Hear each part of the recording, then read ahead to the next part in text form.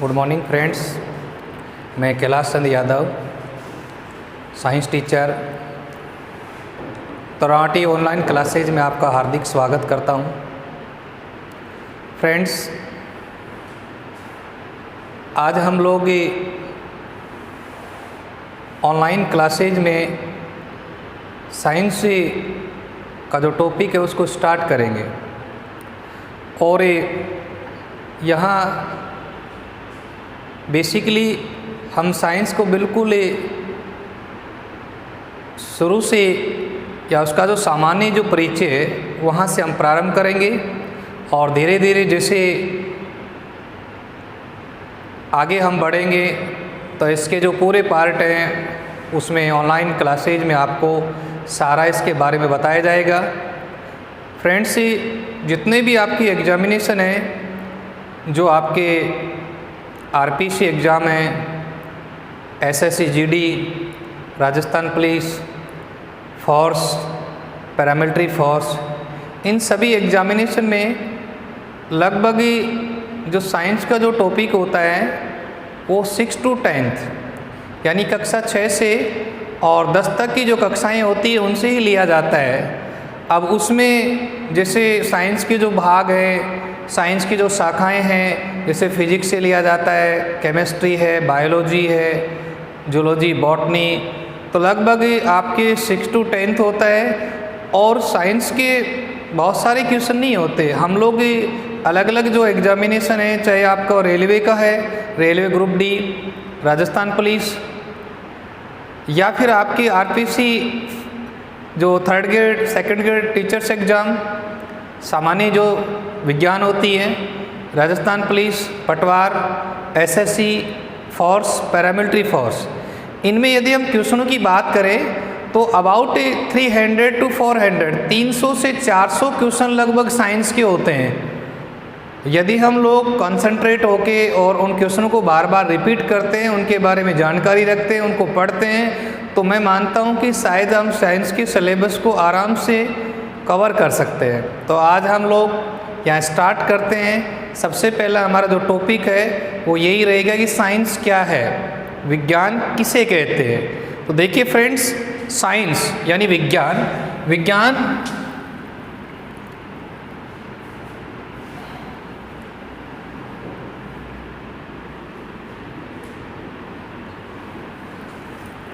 जिसका अंग्रेजी में अनुवाद है साइंस, और साइंस एक लैटिन वर्ड साइंसिया से लिया गया है जिसका अर्थ होता है जानना। साइंस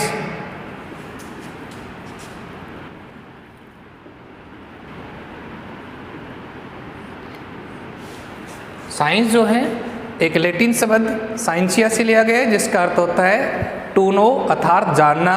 अब हम बात करते हैं, ये तो इसका अर्थ हो गया साइंस कहाँ से लिया गया है, साइंस का मीनिंग क्या होता है, साइंस को हिंदी में विज्ञान कहते हैं, साइंस किस भाषा से लिया गया है। साइंस लैटिन भाषा के साइंसिया वर्ड से लिया गया है जिसका अर्थ होता है जानना, टू नो। अब हम बात करते हैं विज्ञान की परिभाषा, यानी विज्ञान किसे कहते हैं। बेसिक क्वेश्चन है, भले एग्जाम में नहीं आता है लेकिन फिर भी हमें इसके बारे में जानकारी रखना जरूरी है कि विज्ञान किसे कहते हैं। तो विज्ञान किसे कहते हैं? प्रकृति के क्रमबद्ध अध्ययन से प्राप्त सुव्यवस्थित ज्ञान को ही विज्ञान कहते हैं।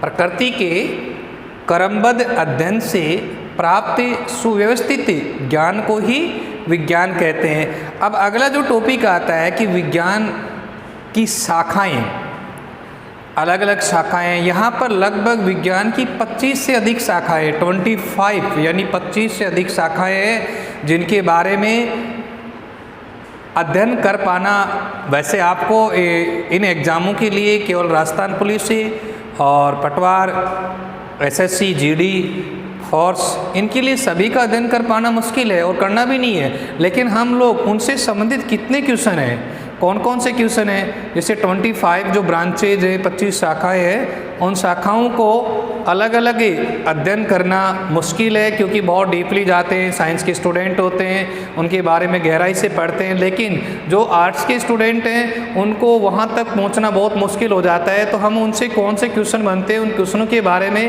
हम लोग बताएंगे कि आपके ये जो जैसे आपकी जो अलग अलग शाखाएँ होती हैं, जिसमें केमिस्ट्री है, फिजिक्स है, ज्योग्राफी है, बायोलॉजी है, बायोलॉजी में जूलॉजी है, बॉटनी है, इसके अलावा जैसे सिरेमिक है, न्यूरोलॉजी है, मॉर्फोलॉजी है, एस्ट्रोनॉमी है, एरोनॉटिक्स है, ऐसे लगभग 25 शाखाएं हैं। और इन सब शाखाओं के बारे में विस्तार से अध्ययन कर पाना मुश्किल है, लेकिन जो जो आपके क्वेश्चन बनते हैं, कौन सी शाखाओं से क्वेश्चन बनते हैं, उनके बारे में हम लोग यहाँ अध्ययन करेंगे।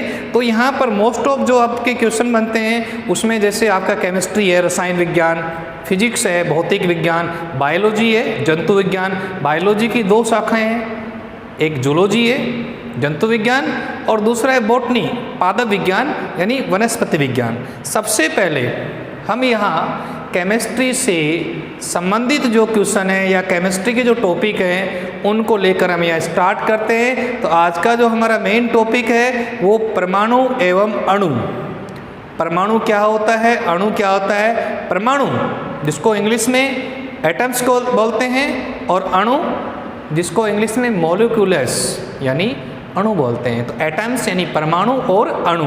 तो आज का जो मुख्य टॉपिक है, यानी यहाँ पर अभी तक हम लोगों ने केवल परिचय दिया है हमारा खुद का, संस्था का, और आज का जो टॉपिक है कि साइंस क्या होता है, साइंस किस भाषा का शब्द है, साइंस का अर्थ क्या होता है, साइंस किस भाषा से लिया गया है, साइंस की परिभाषा और साइंस की यानी विज्ञान की शाखाएं, अलग अलग शाखाएं, इनमें लगभग मैंने बताया आपको 25 यानी 25 से अधिक शाखाएं हैं। उन शाखाओं का सभी का एक साथ अध्ययन कर पाना संभव नहीं है, तो हम लोग अलग अलग शाखाओं का अध्ययन करेंगे, जिसमें आपका आज का जो मेन जो टॉपिक है वो रसायन विज्ञान केमिस्ट्री से लेते हैं, और इसका जो टॉपिक है वो है परमाणु एवं अणु।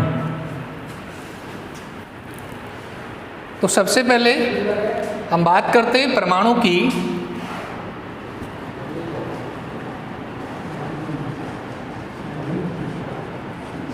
जिसको इंग्लिश में एटम कहते हैं, परमाणु। परमाणु के बारे में हम बताएं कि परमाणु क्या होता है। तो बहुत समय पहले जो भारतीय दार्शनिक महर्षि कणाद ने परमाणु को बताया कि परमाणु द्रव्य यानी पदार्थ। अब उससे पहले हम लोग परमाणु से पहले एक छोटी सी परिभाषा देख लेते हैं, द्रव्य या पदार्थ। तो पदार्थ क्या होता है, जिसको हमारी ज्ञानेंद्रियाँ, ज्ञान प्लस इंद्रियाँ 5 होती हैं ज्ञानेंद्रियाँ, जैसे आँख, कान, जीभ, नाक और त्वचा। तो जिसको हमारी ज्ञानेंद्रियाँ छू सकें, यानी हम ब्लैक बोर्ड को छू सकते हैं, टेबल को छू सकते हैं, जिसको हमारी ज्ञानेंद्रियाँ छू सकें, देख सकें, जैसे अग्नि, इसको हम लोग छू नहीं सकते लेकिन देख सकते हैं।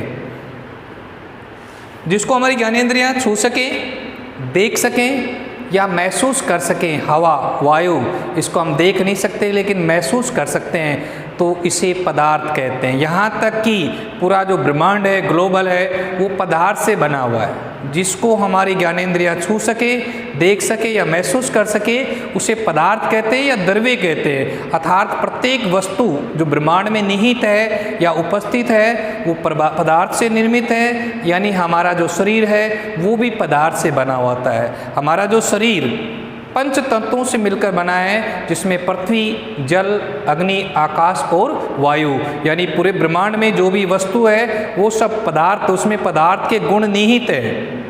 अब आप कहेंगे सर पदार्थ के गुण क्या होते हैं, उसके बारे में हम आगे पढ़ेंगे, पूरा विस्तार से बताएंगे।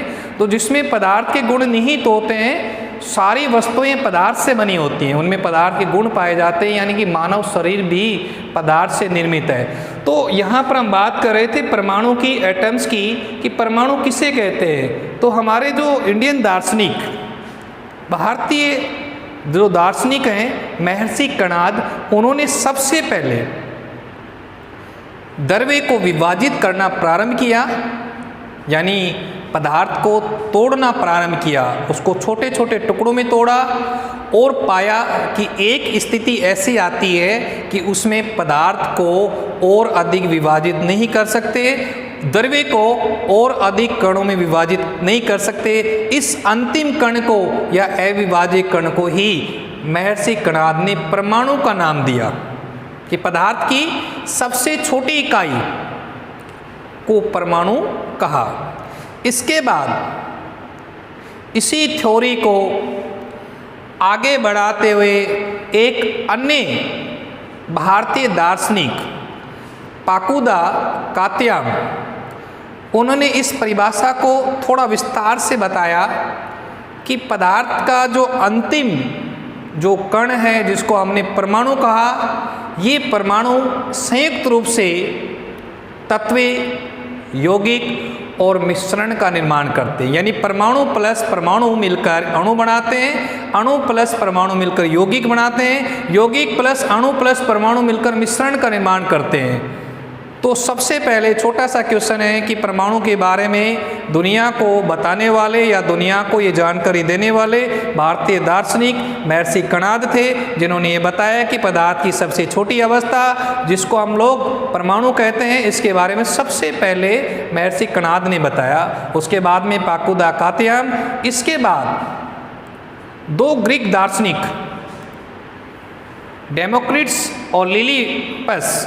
डेमोक्रिट्स और लिलिपस, उन्होंने भी महर्षि कणाद की जो परिभाषा थी, जो अवधारणा थी, उसी को आगे बढ़ाते हुए उन्होंने भी बताया कि जब द्रव्य को तोड़ा जाता है या विभाजित किया जाता है तो जो अंतिम जो कण होता है वो परमाणु कहलाता है। यानी महर्षि कणाद की परिभाषा को ही जो दोनों ग्रीक दार्शनिक हैं, इन्होंने जो इन दार्शनिकों का जो नाम है वह है डेमोक्रिट्स और लिलिपस, जिन्होंने इस अवधारणा को आगे बढ़ाया।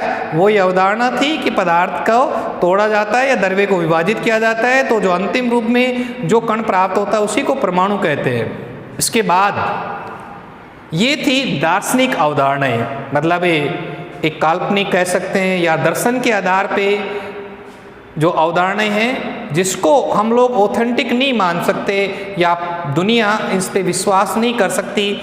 उसके बाद जो रासायनिकी डाल्टन, उन्होंने परमाणु के बारे में सबसे पहले एक ऑथेंटिक सारगर्भित निष्कर्ष निकाला और उन्होंने रासायनिक संयोजन के नियमों के आधार पर, रासायनिक संयोजन के दो नियम हैं, स्थिर अनुपात का नियम और द्रव्यमान संरक्षण का नियम। तो रासायनिक संयोजन के नियमों के आधार पे डाल्टन ने सबसे पहले परमाणु को खोजा और परमाणु की खोज का श्रेय भी इन्हीं को जाता है, जिन्होंने वैज्ञानिक तथ्यों के आधार पे या वैज्ञानिक जो अवधारणाएं हैं, कंसेप्ट है, उनके आधार पे सबसे पहले परमाणु को खोजने का श्रेय इनको दिया जाता है। तो यहाँ पर दो तीन छोटे छोटे क्वेश्चन है परमाणु के संदर्भ में। सबसे पहला छोटा क्वेश्चन बनता है कि भारतीय दार्शनिक महर्षि कणाद, जिन्होंने बताया कि पदार्थ की जो सबसे छोटी इकाई होती है उसको परमाणु कहा जाता है। सेकंड, जो दूसरे अन्य दो भारतीय दार्शनिक है पाकुदा कात्याम, उन्होंने इस थ्योरी को, इस सिद्धांत को आगे बढ़ाते हुए बताया कि पदार्थ की जो सबसे छोटी इकाई जिसको हम परमाणु कहते हैं, ये संयुक्त रूप से यानी आपस में मिलकर यौगिक, तत्व और मिश्रण का निर्माण करते हैं। इसके बाद जो अन्य ग्रीक दार्शनिक डेमोक्रिट्स और लिलिपस, जिन्होंने भारतीय जो दार्शनिक महर्षि कणाद हैं, उन्हीं की अवधारणा को आगे बढ़ाते हुए बताया कि पदार्थ की सबसे छोटी इकाई परमाणु ही है।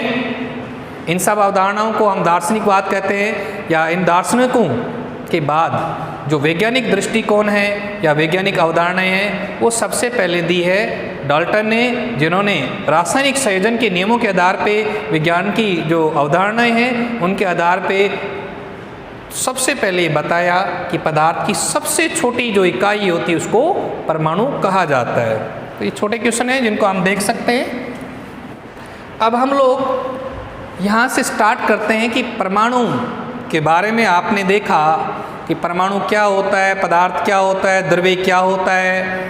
द्रव्य पदार्थ को ही कहते हैं और पदार्थ को हम द्रव्य कह सकते हैं या द्रव्य को हम पदार्थ कह सकते हैं। पदार्थ के बारे में हम लोग अगले टॉपिक में हम पढ़ेंगे। पदार्थ की अवस्था है, पदार्थ के गुण, पदार्थ के जो भी स्ट्रक्चर से हम लोग देखेंगे, अलग अलग इनकी संरचनाएं। लेकिन हम यहाँ पर हम टॉपिक बात कर रहे हैं परमाणु की, तो हम बात करते हैं परमाणु की संरचना, स्ट्रक्चर्स ऑफ एटम्स, परमाणु की संरचना। तो परमाणु की संरचना में देखते हैं, तो हम बात कर रहे हैं कि परमाणु की संरचना, स्ट्रक्चर्स ऑफ एटम, परमाणु की संरचना। और परमाणु की संरचना में हम बात कर रहे थे कि परमाणु का जो केंद्रीय भाग होता है उसको नाभिक कहते हैं, और नाभिक में जो अवक परमाणु यानी पार्टिकल्स होते हैं वो प्रोटॉन और न्यूट्रॉन। और नाभिक के चारों ओर निश्चित कक्षाएं होती हैं जिन्हें दीर्घवृत्ताकार कक्षाएं कहते हैं, उनमें इलेक्ट्रॉन चक्कर काटते हैं। अब नाभिक के चारों ओर कौन कौन सी कक्षाएं हैं, इन कक्षाओं की संख्या, इनमें पाए जाने वाले इलेक्ट्रॉनों की संख्या और इनमें कितने इलेक्ट्रॉन पाए जाते हैं, कितने इलेक्ट्रॉनों की संख्या है वो कांस्टेंट होती है। उससे कम या ज़्यादा इलेक्ट्रॉन उसी परमाणु में होते हैं। तो इनमें इलेक्ट्रॉन भरने के लिए हम लोग कौन से फॉर्मूला या कौन से सूत्र का उपयोग करते हैं। कई बार बहुत छोटा क्वेश्चन आ जाता है कि सर इसमें से क्वेश्चन कैसे बनता है। तो आपसे पूछा गया है कि एक क्वेश्चन पूछ दिया जाता है, मैं उदाहरण के तौर पे बताता हूँ कि एक परमाणु है जिसका इलेक्ट्रॉन वितरण 287 है, तो उसकी परमाणु संख्या यानी परमाणु क्रमांक ज्ञात कीजिए। तो जब तक हमें ये पता नहीं होगा कि इसका परमाणु क्रमांक कितना है, इसमें कितने इलेक्ट्रॉन पाए जाते हैं, किस कक्ष में कितने इलेक्ट्रॉन पाए जाते हैं, इसके बारे में हम यहाँ पढ़ेंगे। और इसके बारे में पढ़ेंगे तो उससे पहले हमें ये नॉलेज होना ज़रूरी है कि परमाणु की कक्षाएं कितनी होती हैं। तो देखिए स्टूडेंट, यहाँ पर परमाणु की मुख्य रूप से 4 कक्षाएँ हैं। बड़ी कक्षाओं में आप 5, 6, 7, 8, 9 n तक भी होती है, लेकिन यहाँ पर हम लोग 4 कक्षाओं के विषय में, 4 कक्षाओं के संदर्भ में बात करेंगे। तो सबसे पहले हम लोग देखते हैं परमाणु की संरचना। देखिए फ्रेंड्स, ये स्ट्रक्चर्स ऑफ एटम्स, परमाणु की संरचना, जिसमें हम देखेंगे कि परमाणु का जो केंद्रीय भाग जिसको हम नाभिक कहते हैं, नाभिक में प्रोटॉन और न्यूट्रॉन पाए जाते हैं। और ये बाहर की कक्षाएं हैं, जिसमें सबसे फर्स्ट कक्षा है के, जिसको हम फर्स्ट कक्षा कहते हैं, सेकेंड एल, थर्ड एम और फोर्थ एन। अभी अगला जो टॉपिक आता है इसमें कि इन कक्षाओं में कितने इलेक्ट्रॉन भरे जाते हैं या कितने इलेक्ट्रॉन भरे जा सकते हैं। तो इन कक्षाओं में कितने इलेक्ट्रॉन भरे जा सकते हैं, उसके लिए हमारे पास एक फॉर्मूला होता है और वो फॉर्मूला है 2n²। तो परमाणु के किसी भी कक्ष में इलेक्ट्रॉन भरने हेतु जो फॉर्मूला होता है वो है 2n²।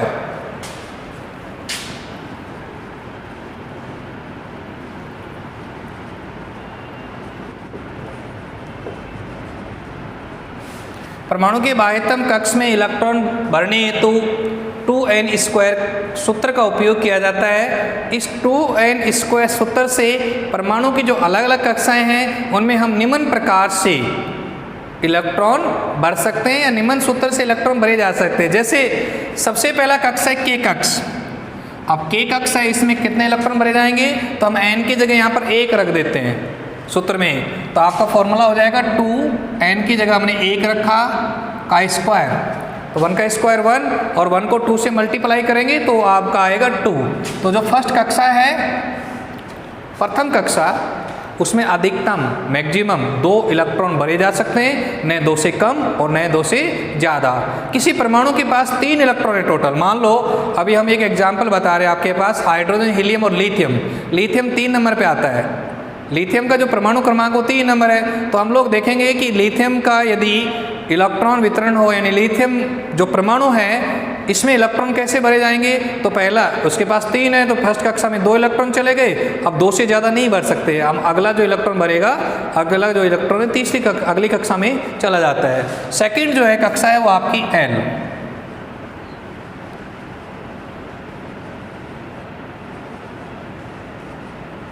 तो सेकंड कक्षा आपकी एल है। इसमें हम लोग n की जगह सूत्र में, जो आपका सूत्र है 2n², इसमें n की जगह आप 2 रख देंगे, 2 रख देंगे तो 2 का स्क्वायर मतलब 2 का स्क्वायर 4 और 4 को 2 से गुणा करेंगे तो 8। यानी परमाणु के सेकंड कक्ष में अधिकतम 8 इलेक्ट्रॉन भरे जा सकते, इससे न कम और न ज़्यादा। इसको ऑक्ट रूल कहते हैं, अष्टक नियम। इससे न ज़्यादा भरे जा सकते न कम भरे जा सकते। तीसरा आता है m। तीसरी जो कक्षा है वो m। अब इसमें हम लोग इस सूत्र में n की जगह 3 रख देंगे।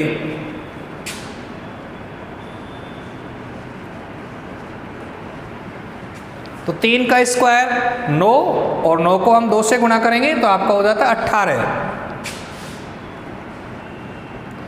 अब देखिए स्टूडेंट्स, तीसरा जो कक्ष है उसमें मैक्सिमम यानी अधिकतम 18 इलेक्ट्रॉन भरे जाते हैं, लेकिन ऑक्ट रूल के अनुसार इस कक्षा में यदि 18 इलेक्ट्रॉन परमाणु के पास नहीं है तो 8 इलेक्ट्रॉन पूरा करके भी परमाणु अपना स्थायित्व पूर्ण कर लेता है। मतलब 18 नहीं है तो कहाँ से लाएगा? तो जैसे उसके पास 8 हैं तो वो जैसे फर्स्ट कक्षा में 2, सेकंड में 8, यानी प्रथम कक्षा में 2 इलेक्ट्रॉन भरे गए, द्वितीय कक्षा में 8 इलेक्ट्रॉन भरे गए, और तृतीय कक्षा में यदि उसके पास 18 नहीं है तो वो 8 इलेक्ट्रॉन पूरा करके भी अपना स्थायित्व पूर्ण कर लेता है। मतलब तीसरी कक्षा में हमें 18 इलेक्ट्रॉन की बजाय यदि परमाणु के पास 8 इलेक्ट्रॉन है तो वो 8 इलेक्ट्रॉन पूरा करके ऑक्ट रूल को पूरा कर सकते हैं। उसके बाद चौथा जो कक्ष है जिसको हम n कहते हैं, n कक्ष में मैक्सिमम अधिकतम कितने इलेक्ट्रॉन भरे जा सकते हैं, तो वो आपका यहाँ पर हम सूत्र में मान रखेंगे। तो आपका n की जगह आप 4 रख दीजिए तो आपका 2, 4 का स्क्वायर मतलब 4 का स्क्वायर 16, और 16 को 2 से गुणा करेंगे तो 32। मतलब इसमें 32 इलेक्ट्रॉन अधिकतम हम भर सकते हैं। यदि इसमें भी वही रूल है कि मान लो पहले कक्ष में 2, दूसरे में 8, तीसरे में 18 और चौथे में 32 नहीं होते तो चौथे में फिर ऑक्ट रूल के अनुसार 8 भर सकते हैं। 8 भर के भी परमाणु या तत्व अपना स्थायित्व पूर्ण कर लेता है। 32 नहीं है तो 8 भर सकता है। तो ऐसे 2n स्क्वायर से हम परमाणु की प्रत्येक कक्षा में k, l, m, n मतलब आगे n तक भी, यहाँ तक हमने केवल 4 कक्षाओं के बारे में, क्योंकि जो भी एग्ज़ाम है आपकी जो छोटे एग्जामिनेशन है आरपी, राजस्थान पुलिस है, फोर्स है, इनमें बहुत आगे तक नहीं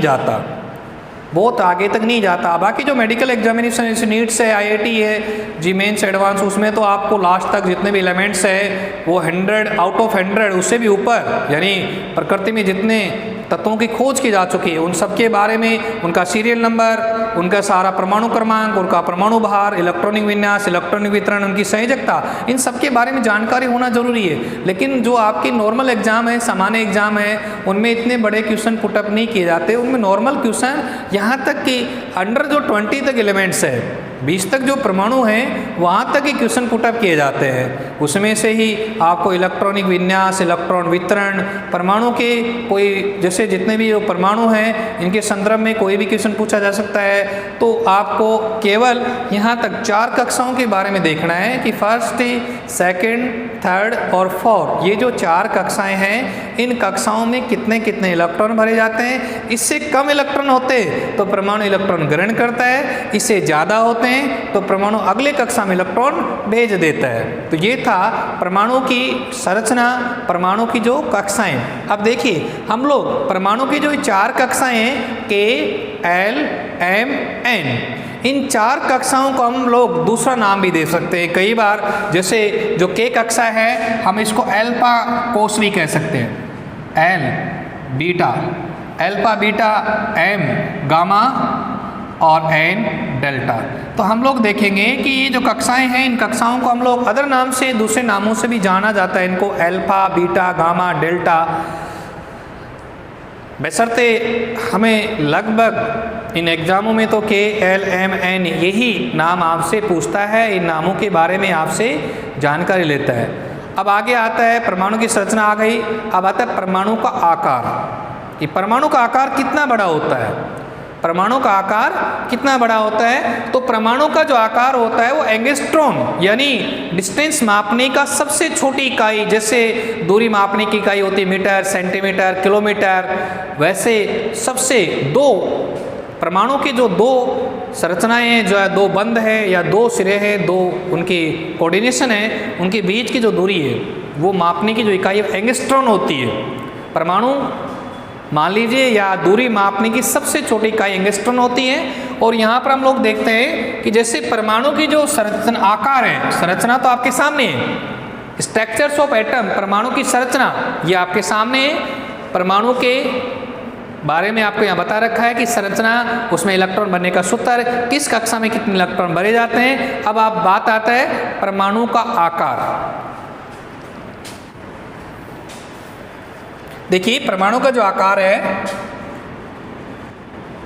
यानी दो नज़दीकतम या निकटतम जो डिस्टेंस है उनको मापने की जो इकाई होती है एंगस्ट्रॉन होती है। जैसे दो कार्बन कार्बन परमाणु होता है उसमें, या फिर जैसे दूसरे ने जो परमाणु होते हैं उनमें, परमाणु में दो परमाणु के बीच की जो डिस्टेंस है उसमें मापने की जो इकाई होती है एंगस्ट्रॉन होती है। तो परमाणु का जो आकार होता है वो 1 एंगस्ट्रॉन होता है, 1 एंगस्ट्रॉन।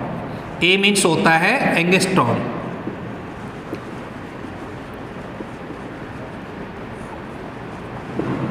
और 1 एंगस्ट्रॉन इक्वल टू होता है 10 की पावर -8 सेंटीमीटर।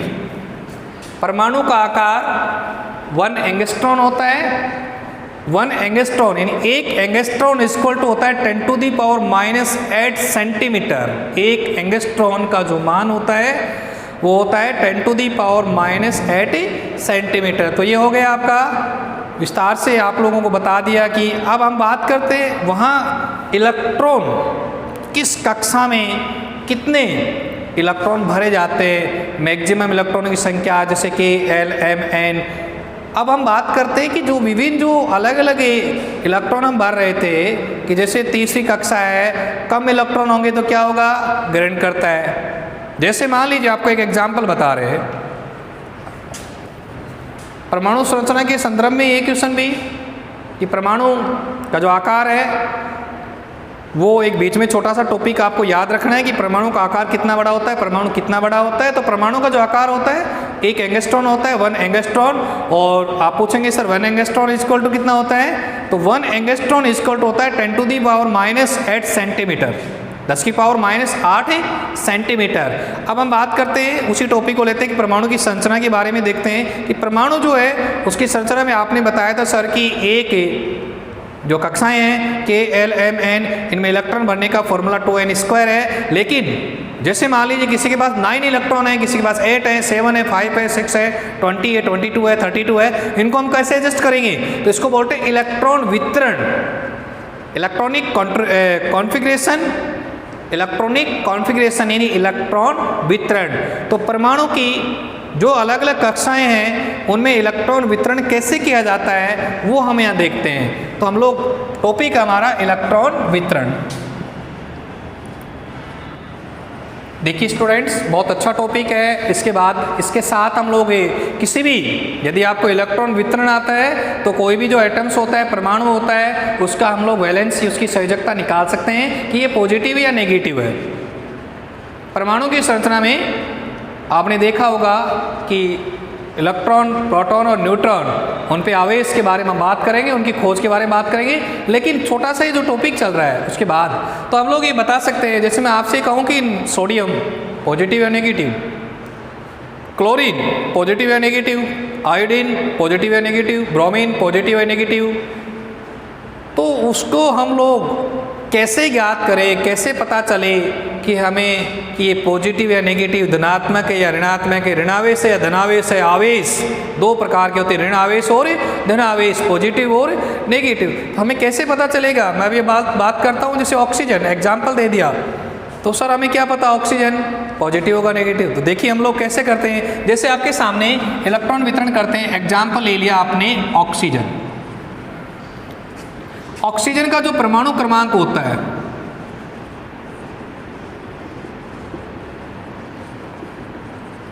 ऑक्सीजन जो हम एग्जाम्पल ले रहे हैं, तो ऑक्सीजन का जो परमाणु क्रमांक वो 8 होता है, 8। अब इसमें इलेक्ट्रॉन वितरण देखते हैं, इलेक्ट्रॉनिक कॉन्फ़िगरेशन, इलेक्ट्रॉन वितरण। तो देखिए ऑक्सीजन की बात करें तो जैसे हम लोग देखते हैं कि सबसे जो पहला कक्ष होता है उसमें 2 इलेक्ट्रॉन आते हैं। जो सबसे पहला कक्ष है उसमें कितने इलेक्ट्रॉन आते हैं? 2। अब शेष के टोटल 8 है, टोटल 8 है। फर्स्ट में कितने चले गए? 2। कितने बच गए?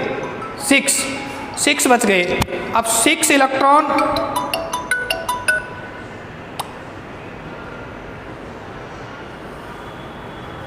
इलेक्ट्रॉन जो बच गए, अब हम लोग देखते हैं कि इनको अगली कक्षा में भेजते हैं। और अगली कक्षा मतलब सेकंड कक्षा, और सेकंड कक्षा में आप लोगों को बताया था कि अधिकतम 8 इलेक्ट्रॉन भरे जा सकते हैं। सर इससे कम हो तो हम देखेंगे। तो जैसे इसके पास बच गए 6। अब जैसे हम बात करें ऑक्सीजन परमाणु की संरचना, ऑक्सीजन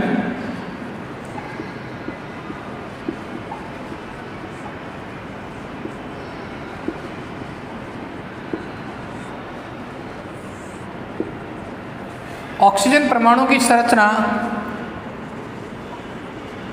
प्रोटॉन एंड न्यूट्रॉन, ये आ गई इसकी फर्स्ट कक्षा। इसमें इलेक्ट्रॉन जाते हैं 2, बच गए 6। ये हो गई इसकी संरचना, इसमें चले गए 6। तो ये कितने इसमें? 8। क्या करेगा? अब ये अपने साझे वाले यौगिक साथ जिसके साथ ये साझा कर रहा है, जैसे मैंने बताया आपको कि परमाणु प्लस परमाणु मिलके अणु बनाते, अणु प्लस परमाणु मिलके यौगिक बनाते हैं। तो जिसके साथ ये साझा कर रखा है, जैसे सर किसके साथ? मतलब जैसे कार्बन ऑक्सीजन के साथ साझा कर रहा है, कार्बन सल्फर के साथ साझा कर रहा है,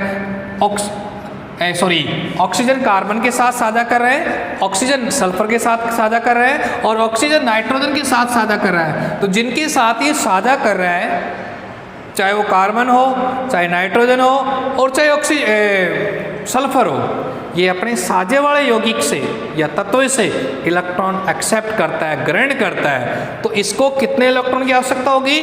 अपना बाह्यतम कक्ष यानी सेकेंड कक्ष से पूरा करने के लिए इसको 2 इलेक्ट्रॉन पूरा करने के लिए 2 इलेक्ट्रॉन की आवश्यकता होगी। इसलिए यहाँ पर ऑक्सीजन जो है, ऑक्सीजन 2 इलेक्ट्रॉन ग्रहण करता है, यानी ऑक्सीजन जो है वो 2 इलेक्ट्रॉन ग्रहण करता है। इसका मतलब ऑक्सीजन जो है उसकी वैलेंसी -2 हो गई, मतलब इस पे जो चार्ज होगा वो माइनस होगा, ऋणावेश होगा। और अब हम इसको जब ये 2 इलेक्ट्रॉन ग्रहण करता है, पहले तो ये ऑक्सीजन था, लेकिन यदि इसकी वैलेंसी -2 है तो हम इसको ऑक्सीजन नहीं बोलकर ऑक्साइड बोलते हैं। ऑक्साइड मतलब जहाँ वैलेंसी माइनस की होती है, ऋणावेशित होती है, जैसे क्लोरीन Cl, लेकिन वैलेंसी -1 है तो हम उसको क्लोराइड बोलेंगे, नाइट्रोजन को नाइट्राइड, सल्फर को सल्फाइड।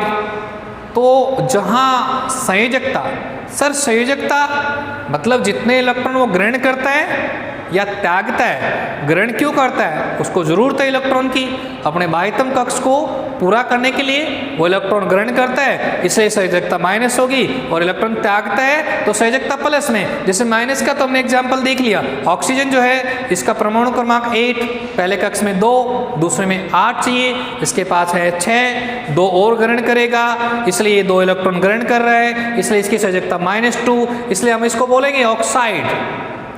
अब हम लोग देखें, चलो सर ये तो समझ में आ गया कि 2 इलेक्ट्रॉन वो ग्रहण करता है, लेकिन वो त्यागेगा क्यों? वो एग्जाम्पल भी देख लेते हैं। अब हम लोग दूसरा एग्जाम्पल देखते हैं। यहाँ पर हमने ऑक्सीजन का एग्जाम्पल देखा, इसको आप लोग चाहे तो नोटिस कर सकते हैं कि जैसे ऑक्सीजन इलेक्ट्रॉन वितरण में एग्जाम्पल हमने लिया ऑक्सीजन, ऑक्सीजन का जो परमाणु क्रमांक वो 8 होता है। अब 8 में से कैसे कैसे इलेक्ट्रॉनों का भरे जाएंगे, उसके लिए हमारे पास सूत्र था। सूत्र से हमने देखा था कि 2n² से 2, 8, 18, 32 ऐसे इलेक्ट्रॉन भरे जा रहे थे। तो हमने देखा दूसरे कक्ष में 8 इलेक्ट्रॉन टोटल है, तो पहले में 2, दूसरे में 6 इसके पास चाहिए 8 चाहिए, तो क्या करेगा? 2 इलेक्ट्रॉन अपने साथी यौगिक से, साझे वाले यौगिक से लेता है, और लेने वाला हमेशा ऋणी होता है, इसलिए जो लेगा उस पर ऋणावेश होता है और जो देता है उस पर धनावेश होता है। तो यहाँ पर ऑक्सीजन 2 इलेक्ट्रॉन ग्रहण कर रहा है, इसलिए ऑक्सीजन की जो वैलेंसी है, जो संयोजकता है, वो -2 है, और बोलने में इसको बोला जाएगा ऑक्साइड। जैसे sulphur dioxide, carbon dioxide, nitrogen dioxide, ide, मतलब जहाँ वैलेंसी माइनस की होती है आइड बोलते हैं। अब देखिए हम दूसरा एग्जाम्पल देख रहे हैं इसके अलावा।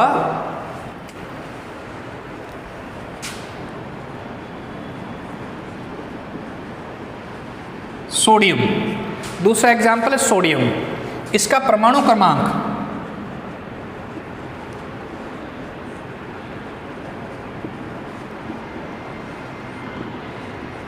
11 होता है।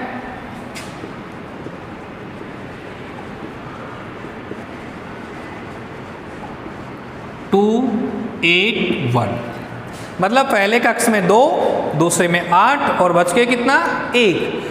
अब ये क्या करेगा, तीसरे कक्ष को पूरा करने के लिए इसको कम से कम 7 इलेक्ट्रॉन चाहिए, इसलिए कोई भी परमाणु 7 इलेक्ट्रॉन न तो त्याग सकता न ग्रहण कर सकता, इसलिए ये 7 इलेक्ट्रॉन ग्रहण करने की बजाय ये 1 इलेक्ट्रॉन त्याग देता है। किसको? वही अपने साथी योगी को, साझे वाले योगी को 1 इलेक्ट्रॉन त्याग देता है। और जो त्यागता है, यानी देने वाला हमेशा दाता होता है, धनी होता है, तो त्यागता है तो इसकी जो वैलेंसी है वो प्लस में होगी, धनावेशित होगी। अब आप देखिए ये 1 इलेक्ट्रॉन त्यागता है, तो आपका सोडियम जो है वो 1 इलेक्ट्रॉन त्यागता है, इसका मतलब सोडियम की जो वैलेंसी है +1 हो गई। मतलब सोडियम जो है 1 इलेक्ट्रॉन त्यागता है तो इसकी वैलेंसी क्या हो गई? +1। कोई भी परमाणु कब धनावेशित होता है, कब ऋणावेशित होता है? परमाणु इलेक्ट्रॉन त्यागता है तो धनावेशित होगा, इलेक्ट्रॉन ग्रहण करता है तो ऋणावेशित होगा। और धनावेश प्लस ऋणावेश, जैसे सोडियम, और अभी हमने देखा था जैसे सोडियम है, इसकी संयोजकता +1, ऑक्सीजन की -2। अब ये दोनों आपस में मिलेंगे तो ये बनाते हैं सोडियम ऑक्साइड, Na2O। ये यौगिक बन गया आपका सोडियम ऑक्साइड। तो फ्रेंड्स इस प्रकार से थोड़ा सा आप लोग कोशिश करेंगे तो ये देख सकते हैं, इससे आपको एक तो 1 to 20 या 30 जो एलिमेंट्स है, हाइड्रोजन, हीलियम, लिथियम, ये सीरियल से आपको याद करना है। परमाणु क्रमांक याद होगा तो हम इलेक्ट्रॉन भर सकते हैं उसमें, याद नहीं होगा तो हमें क्या पता कितने इलेक्ट्रॉन है। इलेक्ट्रॉन भरने के लिए आपके पास फॉर्मूला है, किस फॉर्मूला से आपको इलेक्ट्रॉन भरना है वो आपको बताया था, 2n² से आप इलेक्ट्रॉन भर सकते हो। और उसके बाद इलेक्ट्रॉन भरने के बाद यदि हमें इलेक्ट्रॉन ज़्यादा है, परमाणु की बाह्यतम कक्ष पूरा करने के पश्चात इलेक्ट्रॉन ज़्यादा है तो इलेक्ट्रॉन त्यागता है।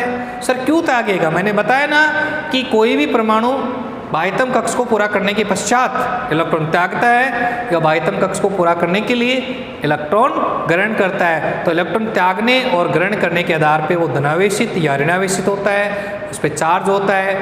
अब हम लोग छोटे से एक टॉपिक जो बीच में हमने स्टॉप किया था कि परमाणु की जो संरचना देख रहे थे, और संरचना में हमने देखा था कि परमाणु का जो केंद्रीय भाग होता है नाभिक में प्रोटॉन और न्यूट्रॉन होते हैं, बाहर इलेक्ट्रॉन चक्कर काटते हैं। तो इन पे चार्ज कौन सा होता है, और इन पे जो चार्ज होता है उस पे उसका मान कौन सा होता है, इकाई मान कितना है इस पे, वो हम देखते हैं। देखिए सबसे पहले हम बात करते हैं प्रोटॉन। तो प्रोटॉन पे धनावेश होता है, दूसरा जो है न्यूट्रॉन,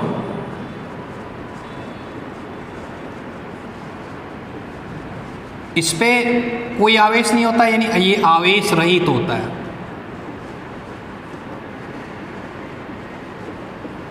और तीसरा होता है इलेक्ट्रॉन,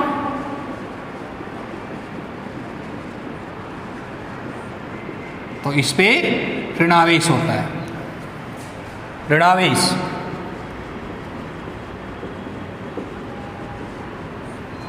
देखिए फ्रेंड्स, प्रोटॉन धनावेश, न्यूट्रॉन कोई आवेश नहीं, न्यूट्रल होता है, आवेश रहित होता है। इलेक्ट्रॉन इस पे जो चार्ज होता है, जो आवेश होता है वो ऋणावेश होता है।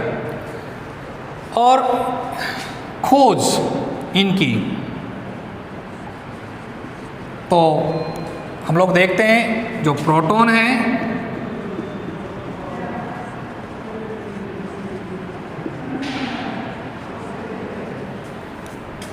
रदरफोर्ड,